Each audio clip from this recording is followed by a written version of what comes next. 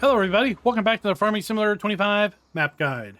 Today we're going to be taking a look at Prairie Farm, Michigan. But before that, this video is brought to you by Matthew Young and Soul Farmer. Thank you for being farm barons.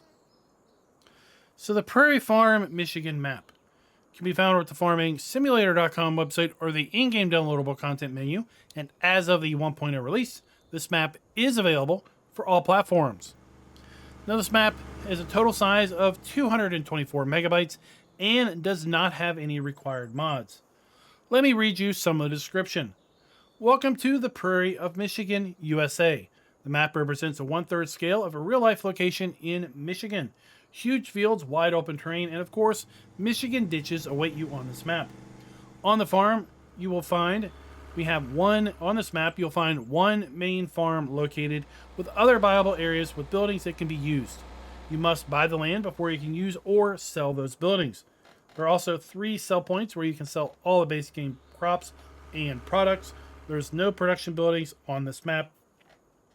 I take a little exception to that, and I'll talk about that later on. There's a custom sugar beet piler factory added, and you can use it to sell sugar beets if you do not own the piler. But if you do own the piler, then it will give you tare dirt. Tare dirt can be taken back to the fields and dumped and then worked into the ground with field work implements like a cultivator or a plow. This map has 18 fields. The average size is 49.82 acres.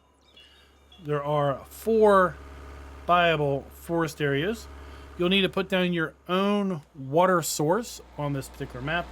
Alfalfa has been added as an additional crop and has been implemented into your animal food requirements.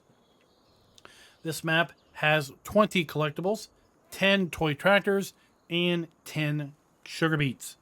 And with that said, let's go ahead and kind of take a look at the PDA itself. So let's zoom out a little bit and take a little look. Now remember, the description talked about the average size of these fields is 49 acres. Well, as far as land that we own at the start, we start by owning large field 5. Well, it's 36.52 hectares in size. Quite a bit larger than that average of 49 acres. We also own farmland ID 3 at 17.31 hectares and 4918 our field farmland 18 at 15.69 hectares. We own farmland ID 19, that is our starting farm, and in any mode where you select to not own the farm, you can buy that for $53,760.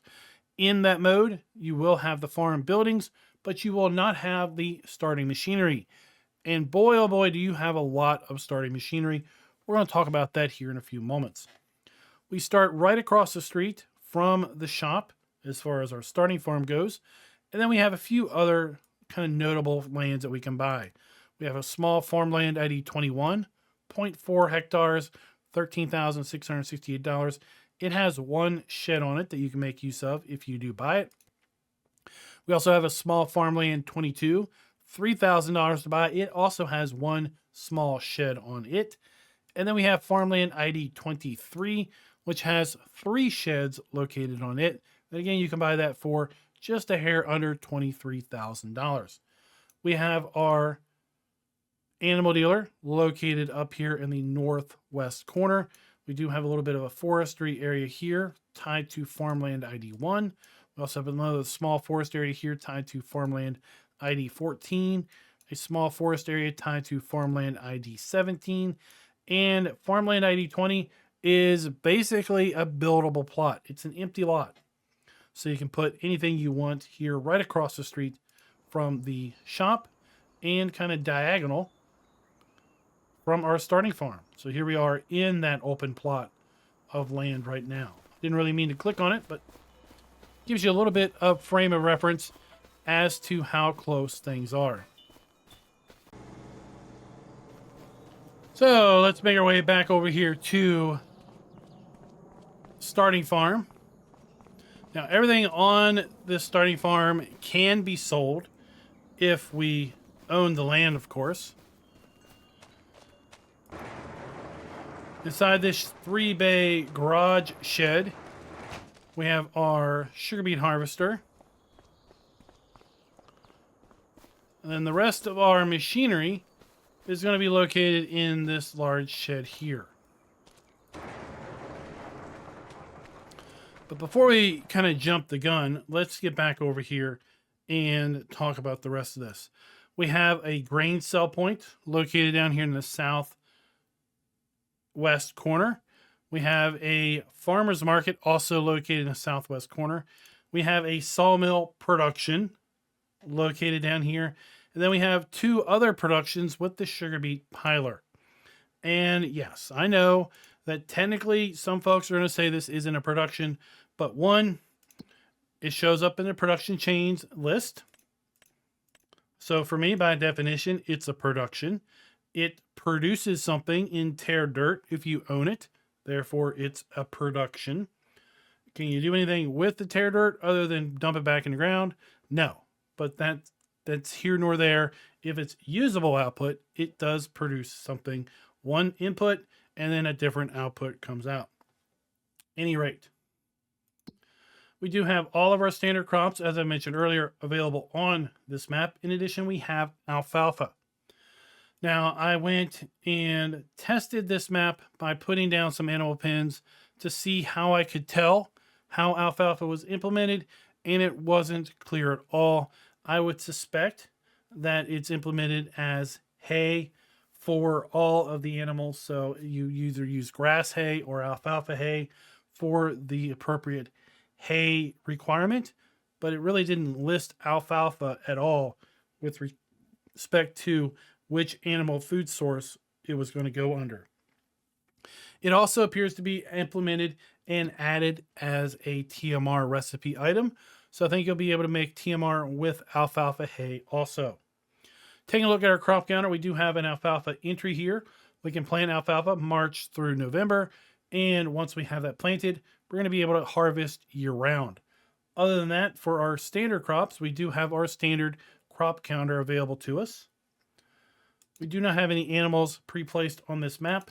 We do have contracts. We have rock removal contracts, wood transport contracts, and our dead wood contracts. So we have all of the new contract types available in FS25. Back to our productions. We do not own any at the start, and we have the sawmill available to convert our wood into planks or wooden beams. And then we have our sugar beet piler that we can either use as a sell point and earn money, or buy it, and then it will also sell the sugar beets, but it will also then produce tare dirt. With respect to our sell points, as I mentioned, we basically have 4, if you will. We have the sugar beet piler, that's going to be 1. We have our animal dealer, we have our farmer's market, and we have a grain elevator. If we elect to own the farm at the start, then we're going to have quite a substantial starting fleet. If we do not own the farm at the start, then we will have the buildings pre-placed, but we'll have no vehicles in them. We start out with the Amazon Citan 15001 seeder. We have the Breed LK 105 fertilizer and lime spreader. We have a pair of Case IH 3050 Terraflex 28-foot grain headers. We have a pair of Case IH 4408 corn headers, and a pair of Axleflow 7150 case harvesters.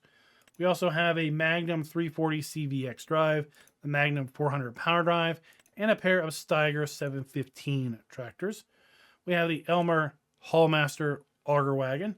We have the Holmer HR6 sugar beet header, and the Holmer Terrados 540 sugar beet harvester. That's also going to work with red beets as well.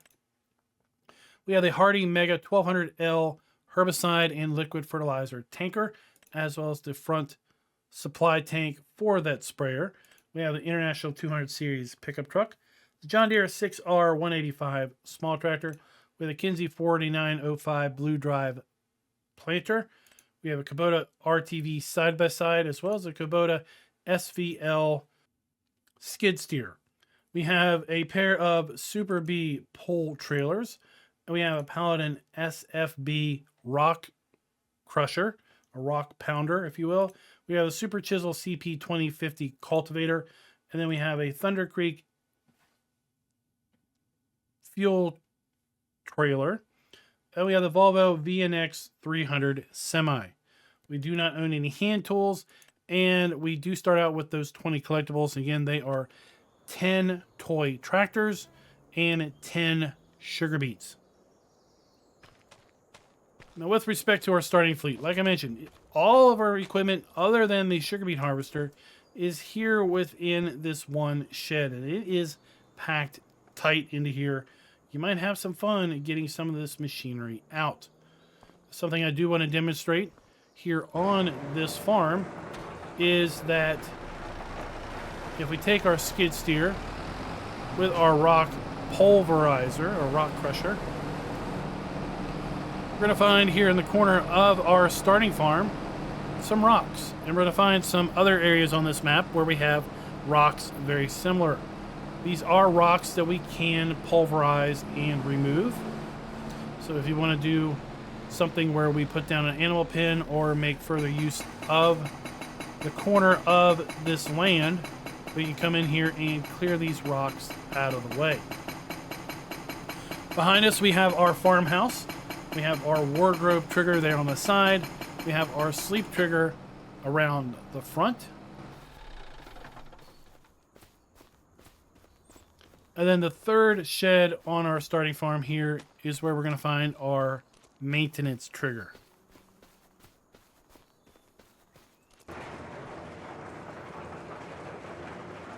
Across the street from our farm, we have our dealer. So let's go back over there. At the front door, we're going to find our dealer trigger.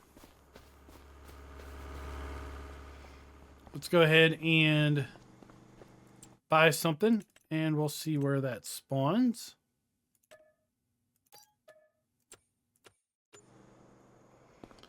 It's going to spawn here around the side. We've got a fairly large area for our vehicles and machinery to spawn in, given the sizes of these fields. Well, I expect we're going to be buying a lot of machinery and a lot of big machinery, so it's good to see that we've got a large area for us to be able to make multiple purchases at a time. Then our dealer trigger is going to be located right here at the side of the shop. Now, while we're here, let's jump back into our listing, and I want to come down here to animals, and I want to come to our forage mixers, because you can see here in the list of acceptable inputs, we do have alfalfa hay icon. So this icon does say alfalfa hay, so it is going to be used as an input, or potentially could be used as an input for total mixed rations. And if we come back into build mode, we come down to our animals, you'll see that for our cows, we have alfalfa hay. For our sheep and horses, we also have alfalfa hay listed as well.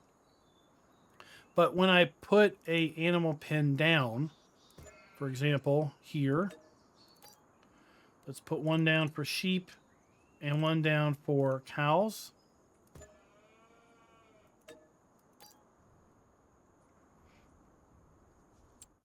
We come back and look. Our sheep pasture, we just have grass and meadow. So I'd assume alfalfa hay is going to be grass. And for our cows, we just have TMR, silage, hay, grass, and meadow. So I'm also going to assume that our alfalfa is going to be part of the hay requirement here. We jump back into build mode. We do have some of these red sheds that we can put down. We've got kind of an assortment of those here in our shed listing. And these are included with the map. And then we also have a bale and pallet shed also available under silos. The rest of our things here under our buildings are pretty much going to be standard. We do not have the ability to put down any additional sugar beet pilers. So they are basically pre-placed, and that's where you're going to find them. We don't have any custom animals, and with respect to our ground textures, fairly standard assortment of Farm Sim 25 ground textures trees and plants. Now, if we get a little bit of altitude and just kind of take a look around, overall, this is a fairly flat map. Now, you're going to find some subtle undulations, I'll say, in the fields, but overall, it's fairly flat. In addition, you're going to see that we will have utility lines running through some fields. These utility lines do not have any collisions, so your AI helpers will not avoid these. They'll drive straight through them as if they never existed, and you can also go straight through them as if they never existed, so they will not impact your AI's ability to harvest any of these fields. As far as other optional kind of farm areas, we have our starting farm here. Right down the street, we have this little shed. If we own this, we can use it, and we can also sell it. If we continue to make our way across the southern part of the map, we're going to come over here to farmland ID 22, which again is going to have a very small shed on it, which we can make use of. And if we make our way north from that point, we're going to find farmland ID 23. That is going to have 3 sheds pre-placed. Again, if we own the land, we're going to be able to make use of these buildings as well as sell them if we wanted to. Directly behind us, in the northwest part of the map, we have our animal dealer. At the animal dealer, this is the Riverbend Springs animal dealer. We do have the ability to buy manure here around the back, as well as slurry. And then around the front, we're going to have our animal buy trigger located here, and our animal dealer bale and loose hay, silage, straw sell point located here as well. Other than that, the rest of our sell points are way down here in the southwest corner. We've kind of already talked about those a little bit, but let's make our way down there now, and we'll further talk about those once we get there. As far as map performance goes, on my low-end system, which is using AMD integrated graphics, specifically the 780M integrated graphics, running at a TDP of 40 watts, I was getting 35 to 50 FPS on this map, depending where I was looking.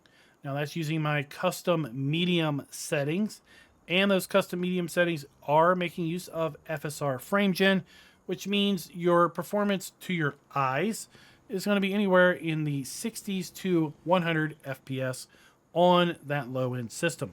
If you have a system with any sort of dedicated graphics, it's going to be far more powerful than those integrated graphics, so you shouldn't have any issue whatsoever in running on this map. We have our farmers market, so we have a sell point there for our grain. We have a sell point there for our products. Right behind that, we do have a functional sawmill. So we have our wood cell trigger. We have our interactive icon there beside Noah. Here we have our wood chip spawn point. And then our production spawn point is also under the shed. Beside the farmer's market, we have a grain sell point located right here. It's going to be our grain elevator. And then behind the farmer's market, we have the 2 sugar beet pilers. We're going to deliver our sugar beets here. If we own it, we're going to get tare dirt out of this location right there. And that is pretty much the entirety of the Prairie Farm Michigan map.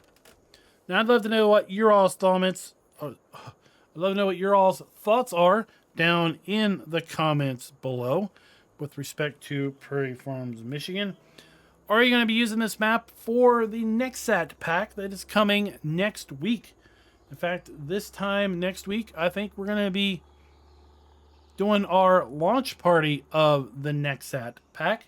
Heck, who knows? We might be on this very map. And until next time, happy farming.